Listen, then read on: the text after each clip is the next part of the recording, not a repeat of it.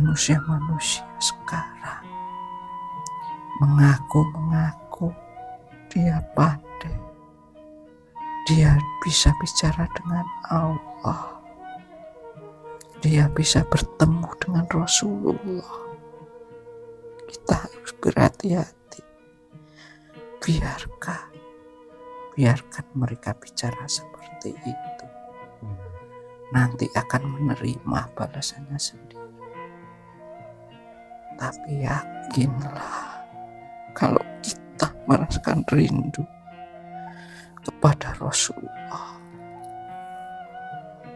dengan kita mengagumi betapa kuasanya Allah, mensyukuri,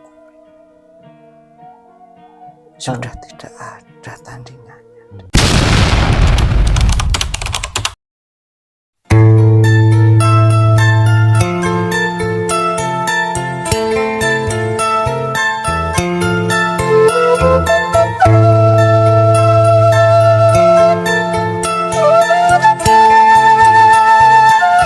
Bismillahirrahmanirrahim. Assalamualaikum warahmatullahi wabarakatuh. Waalaikumsalam warahmatullahi wabarakatuh. Alhamdulillahirrahmanirrahim. Berjumpa lagi dengan kita tim Padepokan Putra Bengawan. Salam bahagia kepada sedulur-sedulur dimanapun Anda berada. Mudah-mudahan sedulur-sedulur semuanya dalam perlindungan Allah, dijauhkan dari mara bahaya, diberikan kesehatan, umur yang panjang, yang berkah. Di kesempatan hari ini kita tim Padepokan Putra Bengawan mau mengungkap dari sisi gaib, menjelaskan masalah hati yang keras, ataupun kerasnya hati itu lebih keras daripada baja ataupun batu. Sebelum kita mulai, saya ucapkan banyak terima kasih kepada sedulur-sedulur semuanya yang ada di dalam negeri ataupun yang ada di luar negeri, yang selama ini sudah membantu berkembangnya channel Padepokan Putra Bengawan.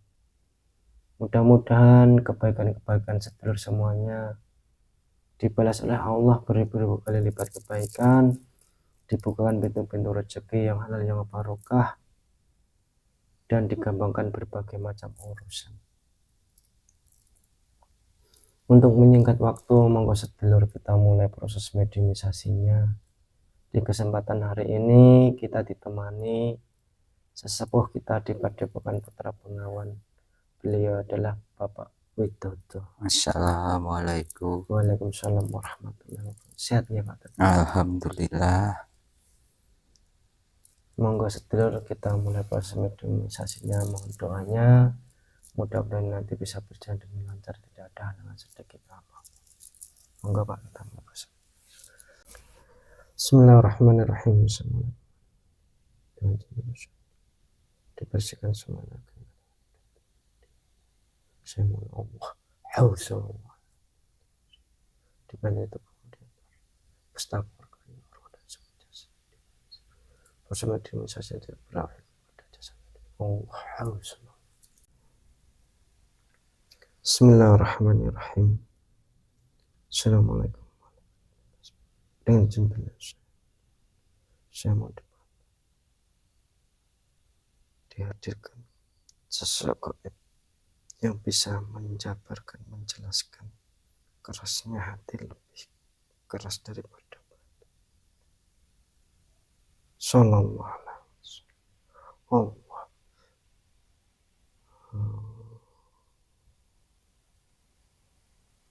Allah, bismillahirrahmanirrahim. Allah. Bismillahirrahmanirrahim. Ya Allah, makhluk di dalam tubuh kita bisa sinkron, menyesuaikan tubuh kita dengan sempurna. Pita suara terbuka, bisa berbahasa Indonesia baik dan benar. Allah, semua. Mohon maaf, dengan siapa nggih ini? Dengan jin. Kalau boleh tahu panjenengan dari mana? Saya dari Gunung Lawu. Dari Gunung Lawu. Iya. Kalau boleh tahu panjenengan namanya siapa? Saya Ki Ranggawarsita. Ki Ranggawarsita. Iya. Itu bukan dalang ya? Panjenengan berusia berapa tahun? Saya lebih dari 120 tahun. Di Gunung Lawu itu panjenengan punya tugas tidak? Berarti cuma abdi atau yang berdomisili di Gunung Lawu. Iya. Pun muslim? Alhamdulillah sampun. Yang muslim kan siapa panjenengan? Beliau. Sebelum kita mulai, saya cek kebenarannya dulu ya Mbah ya. Untuk mengantisipasi dari penyusup nggih. Bismillahirrahmanirrahim. Ya Allah, jika makhluk ini berbohong mengaku jin dari Gunung Lawu, jika berbohong teman tangannya terpotong-potong, Allah hausallallahu.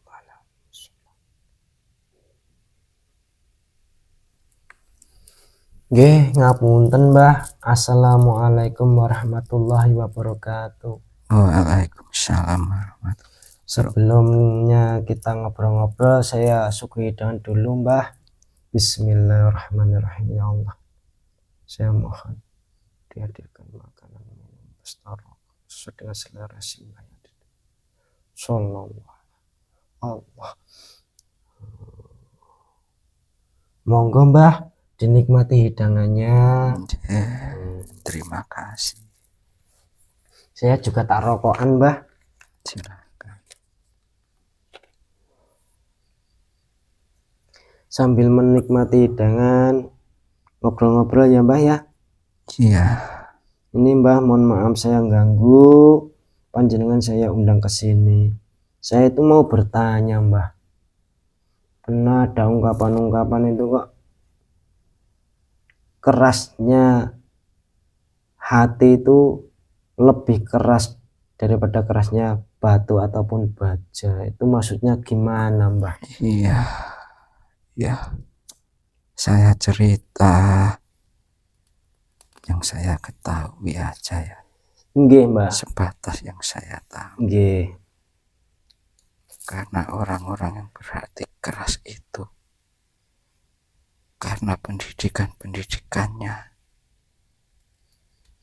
pendidikan formalnya itu yang dikedepankan. Tapi untuk menuju ke ilmu yang halus mereka belum bisa sebetulnya.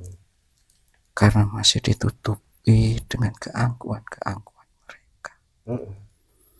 Merasa tidak mau, merasa rendah. Karena ilmu itu benar-benar mencari dari kerendahan hati sebetulnya. Bukan karena kemampuan yang datang dari pikiran mereka.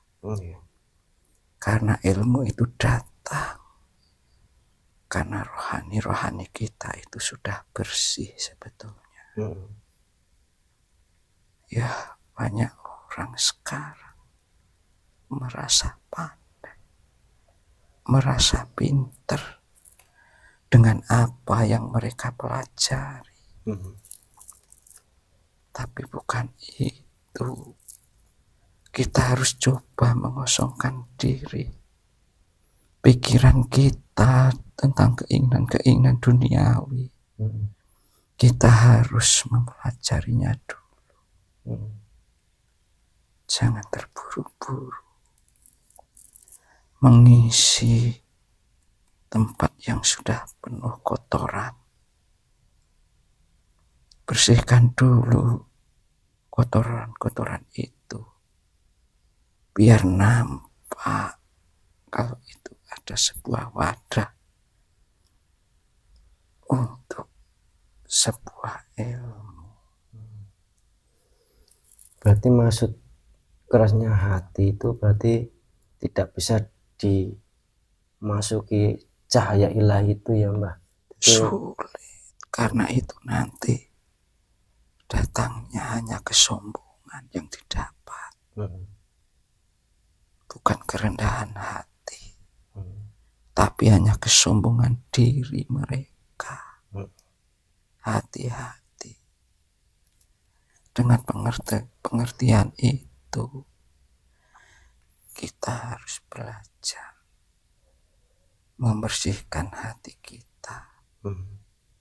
Kita harus menjadi orang-orang yang sangat bodoh, sangat kotor di hadapan Allah. Insya Allah kita akan dibukakan keberkahan ilmu dari Allah yang sangat halus. Berarti kan kalau kita itu pengen hatinya itu bisa lembut itu harus gimana Mbah? Ya, kita belajar untuk mencari kesalahan kita dulu. Kebodohan kita dulu yang kita gali, bukan kepandaian kita yang dimunculkan. Kebanyakan orang-orang sekarang dan kepandaiannya dulu tidak mau dibilang bodoh. Itulah kesalahan. Yang penting kita mencari kebodohan kita, kekurangan kita, apa yang di dalam diri kita nanti akan dipenuhi sebetulnya.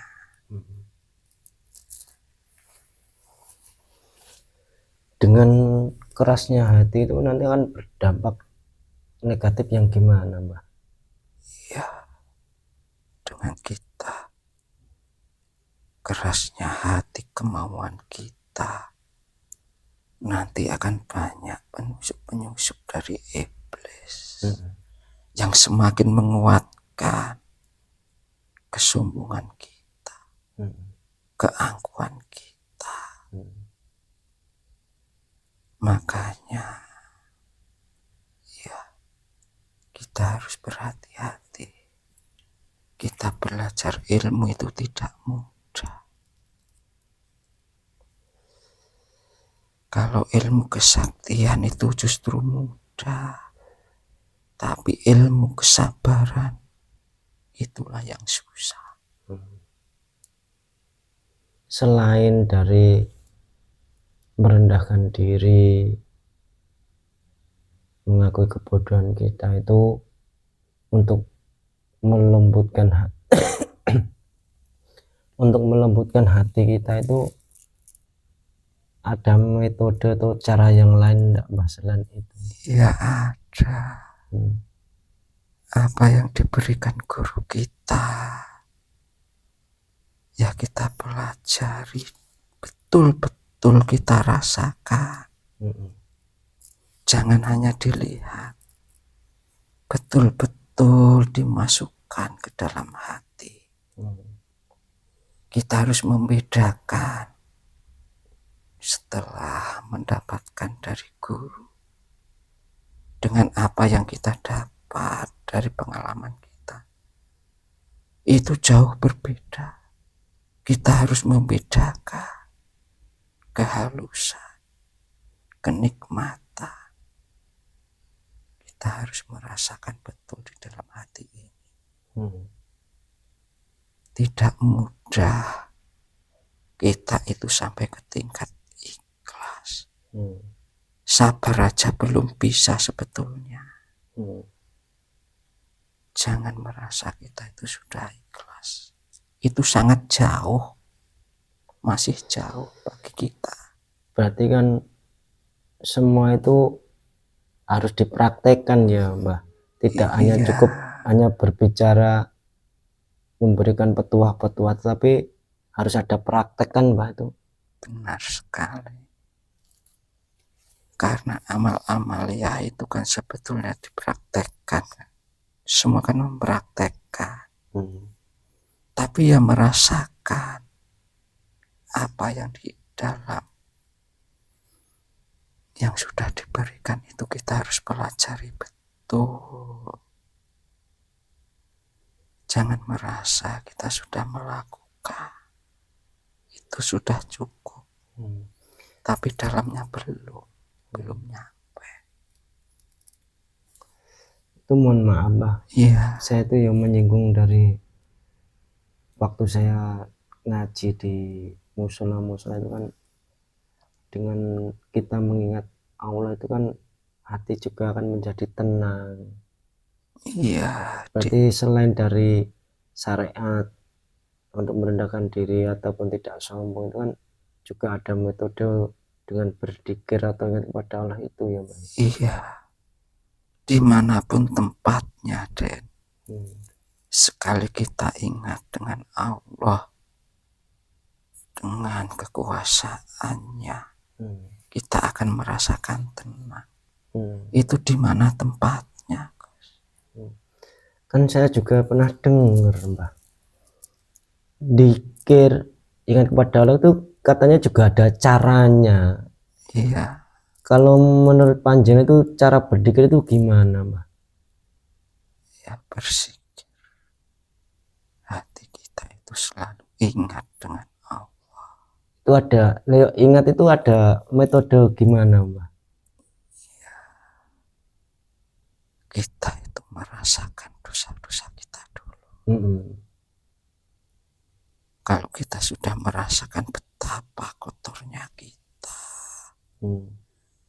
betapa kerasnya kita, kalau kita sudah merasakan itu, nanti akan datang kelembutan, kepasrahan. Caranya seperti itu. Kita pasrah. Kita tidak berusaha untuk melukis atau mengingat lafaz Allah itu Mbak. Sebetulnya itu nanti dengan sendirinya, dengan kepasrahan kita, dengan kerinduan kita kepada Allah, dengan Rasulullah, insya Allah itu akan nampak. Kalau kita kejar, itu hanya gambaran sebetulnya. Itu tidak menancap dalam hati mereka. Itu hanya gambaran luar, tapi dalamnya belum. Jadi prosesnya harus benar-benar ya Mbak.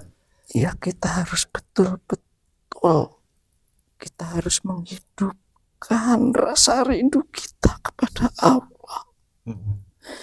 Dengan Rasulullah kita harus hidupkan dulu rasa rindu itu.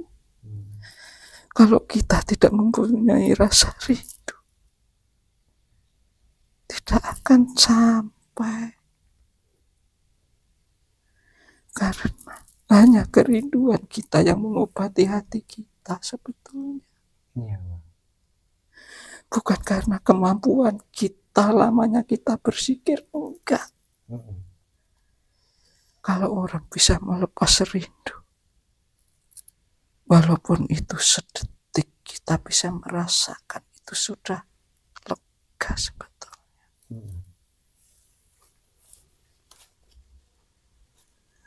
Iya, kita harus berhati-hati ya Den.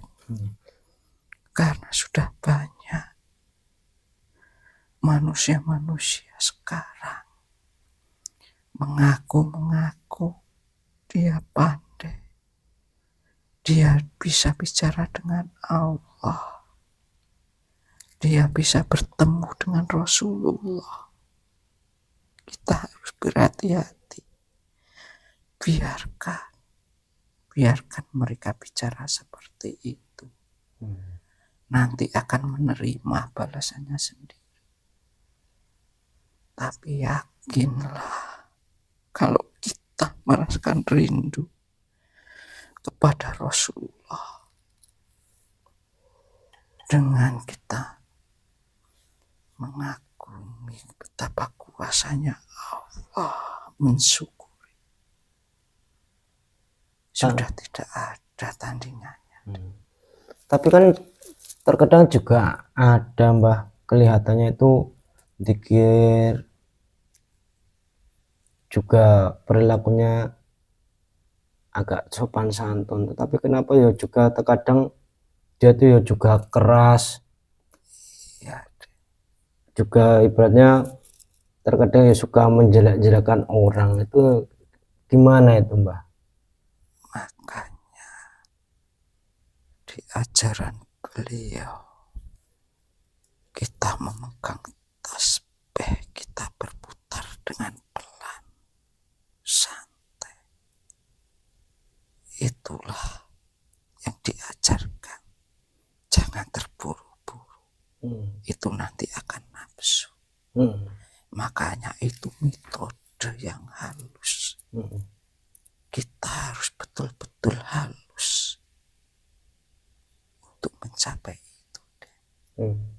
Bukan karena kecepatan kita, bukan karena kita memegang itu terlalu erat, enggak. Justru kita dibikin santai. Kita nikmati setiap putaran, setiap Allah kita rasakan, kita masukkan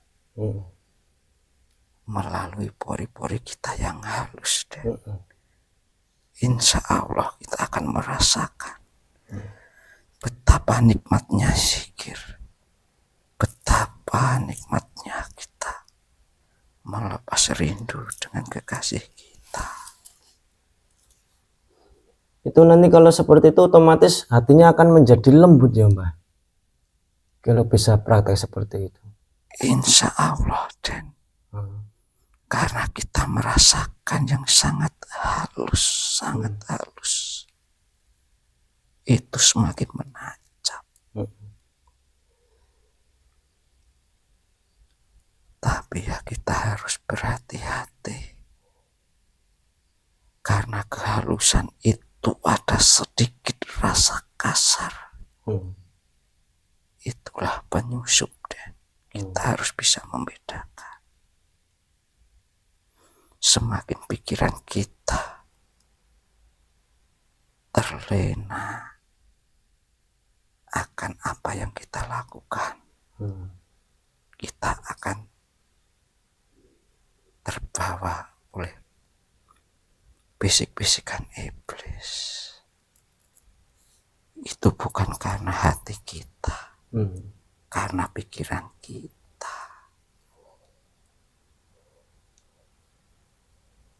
Ya, tapi maaf ya, Den. Memang itu yang saya tahu caranya seperti itu.